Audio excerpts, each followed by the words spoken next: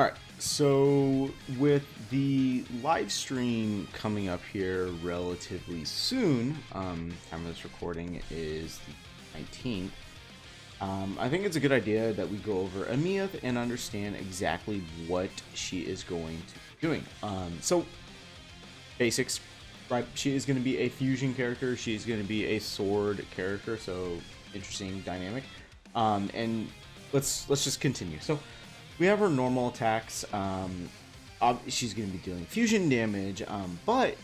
Keep in mind is that when in the instant response, her heavy attack charge 2 damage is going to be charging more quickly. Additionally, when she is in her mech or Resonance Liberation, the Heavenfall Addict Final ends the instance response, as you can see right here. So interesting to know. Obviously, we don't know all of this stuff until proper announcements do come out.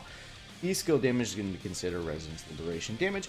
And then press the normal attack shortly after casting the heavy attack, charge 1 to cast the basic attack mid stage 2.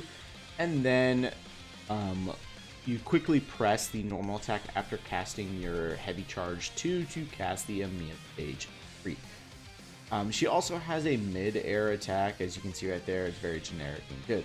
But the really key to Aemeath is going to be her form switch. The first character to actually do this. I mean, technically Zanny does it, but it's a little different, right? We have a full-on mech. So upon casting the Resonance skill, Aemeath can switch forms between herself and her mech. The mech inherits all of her stats and unlocks new moves.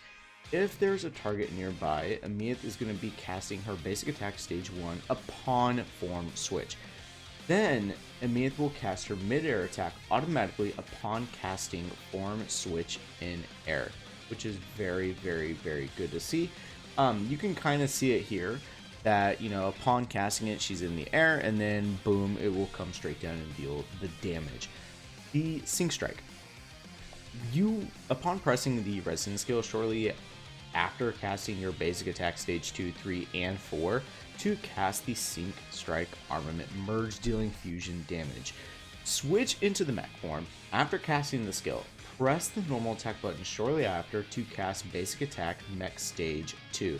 Kind of see it a little bit here is what she's doing. That's essentially what you are going to be doing.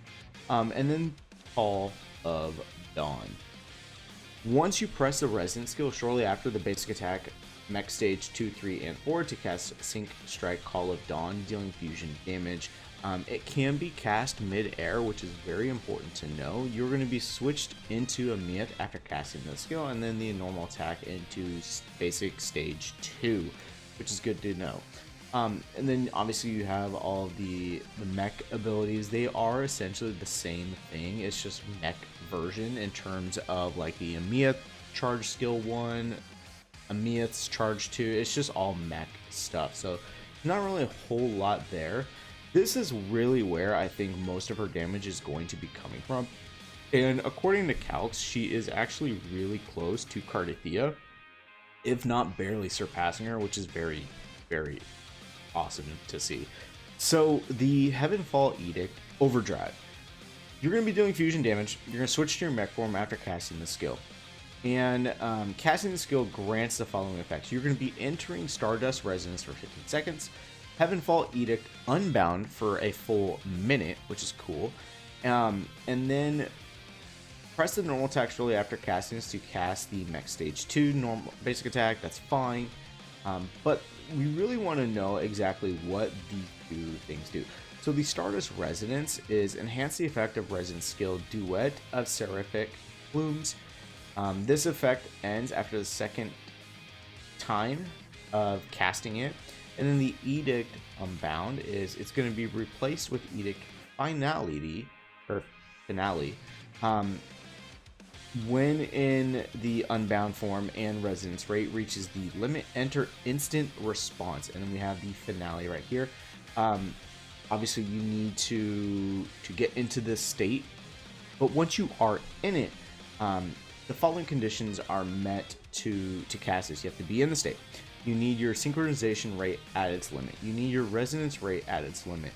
Then you can cast it. You're going to switch back to Aemeath after casting the skill. And then, you're going to be doing it. And this is what it is, right?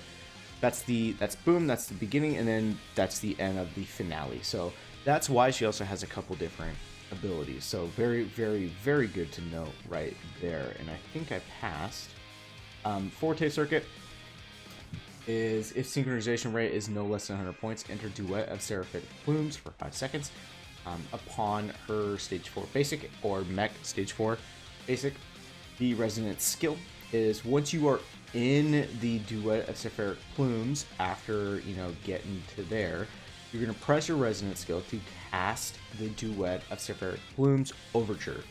You're going to be dealing fusion damage. It's going to be considered as resonance liberation damage. Can be cast in midair, which is very good.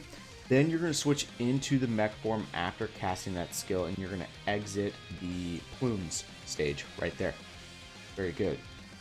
Now that you're in your mech, you have kind of a different resonance skill, right? You're also going to be able to cast your own resonance skill in the mech called Encore. It's going to be dealing the fusion damage. Same thing, is going to be considered as resonance liberation. Then you're going to switch back into Aemeath. You're kind of just cycling between the two different forms, but that's how you're getting damage out. Not in comparison to your absolute giga damage that you're going to be getting up there, but that's how you're going to be swapping between the two different forms. And then you have your whole tune rupture stuff right here, which I will go into depth later. Once she's actually officially in the live stream, I'll go ahead and start talking about that. But according to Calcs, Aemeath is, like I said, she is getting to that point where it's like, okay, you are definitely like a Giga Chad. And depending on what characters you have, the hypothetic best teams for her right now are either going to be Linné and Chisa or Linné and Mornier.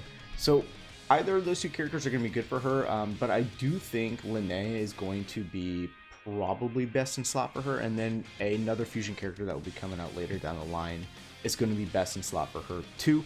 But given everything that we know so far from leaks, from damage calculations, she does look like she is going to be the best character in the game.